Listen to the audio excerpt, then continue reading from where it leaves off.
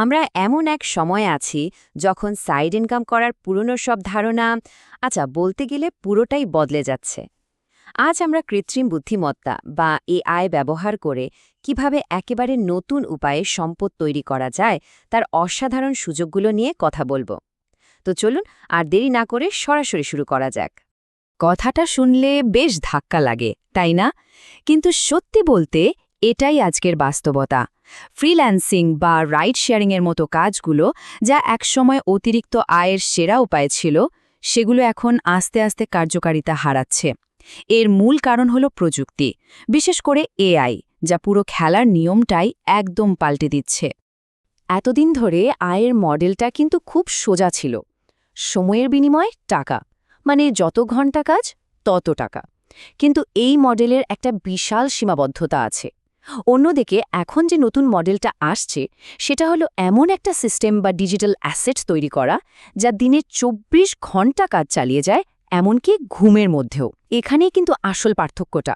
সরাসরি সময় বিক্রি না করে এমন একটা সম্পদ তৈরি করা যা নিজে থেকেই ক্রমাগত আয় এনে দেয়।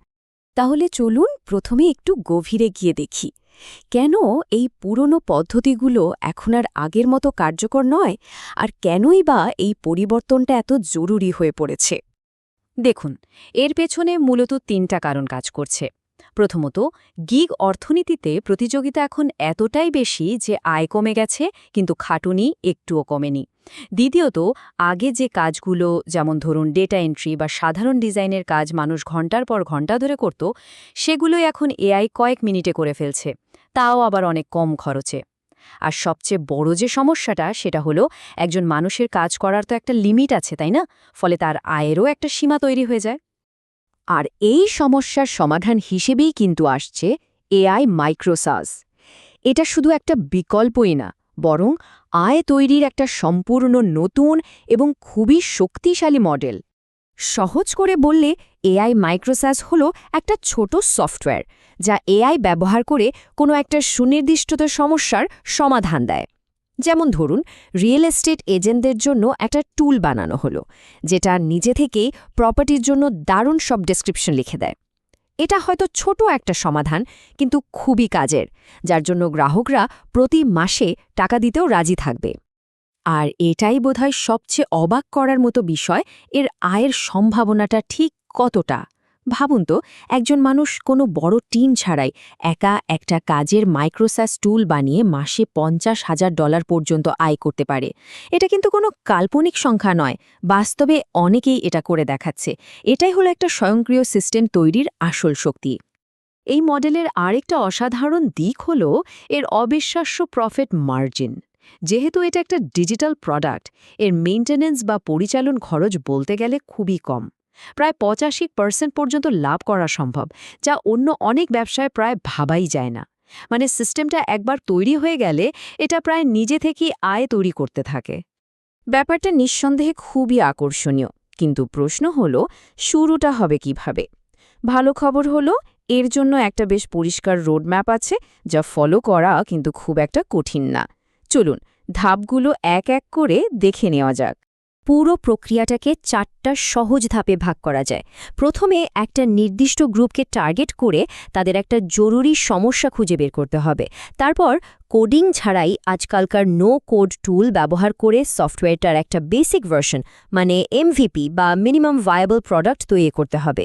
এরপর সম্ভাব্য কাস্টমারদের কাছে আইডিয়াটা নিয়ে গিয়ে দেখতে হবে যে আসলেই এর চাহিদা আছে কিনা। সবশেষে টুলটা লঞ্চ করে দেওয়া এবং ব্যবহারকারীদের ফিডব্যাক অনুযায়ী ওটাকে আরও ভালো করে তোলা। বিষয়টাকে আরও সহজ করতে এখানে কয়েকটা বাস্তব উদাহরণ দেওয়া হলো। যেমন পডকাস্টারদের জন্য এমন একটা টুল যা লম্বা অডিও থেকে ছোট ছোট সোশ্যাল মিডিয়া ক্লিপ অটোমেটিক তৈরি করে দেয়। অথবা ধরুন ছোট ব্যবসায়ীদের জন্য একটা টুল যেটা নিজে থেকেই তাদের হিসাবের কাজটা সামলে নেয়। এমন হাজারো ছোট কিন্তু গুরুত্বপূর্ণ সমস্যা কিন্তু আমাদের চারপাশে ছড়িয়ে আছে, যার সমাধান একটা মাইক্রোস্যাস দিয়ে করা সম্ভব। এই পুরো আলোচনার আসল লক্ষ্য কিন্তু শুধু মাসিক আয় বাড়ানো নয়, এর থেকেও বড় লক্ষ্য হলো একটা দীর্ঘমেয়াদী সম্পদ তৈরি করা, যা সত্যিকারের আর্থিক স্বাধীনতা এনে দিতে পারে। মূল ধারণাটা হলো ডিজিটাল ইকুইটি বা ডিজিটাল সম্পদ তৈরি করা। এটা এমন একটা অ্যাসেট যার মূল্য সময়ের সাথে সাথে বাড়ে এবং যা কারও ব্যক্তিগত পরিশ্রমের ওপর সরাসরি নির্ভর করে না। এক্ষেত্রে যে সফটওয়্যারটা তৈরি করা হলো সেটাই হয়ে ওঠে সেই সম্পদ যা দিন দিন আরও মূল্যবান হয়ে উঠতে পারে। এই নতুন পথে হাঁটতে হলে আমাদের মানসিকতারও একটা বড় পরিবর্তন দরকার। ঘণ্টার বিনিময়ে টাকা আয় করার চিন্তা থেকে বেরিয়ে এসে একটা সিস্টেম তৈরির মানসিকতা গড়ে তুলতে হবে। ক্রমাগত খেটে যাওয়ার বদলে স্বাধীনতা এবং স্কেলেবিলিটির দিকে মনোযোগ দিতে হবে। মানে একটা চাকরির মধ্যে কাজ করার পরিবর্তে এমন একটা সিস্টেম তৈরি করতে হবে যা আমাদের জন্য কাজ করবে। শেষ পর্যন্ত প্রশ্নটা কিন্তু একটাই, আগামী দিনে আয়ের পথ কোনটা হবে?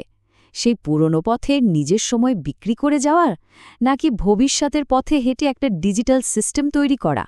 সিদ্ধান্তটা এখন যার যার নিজের।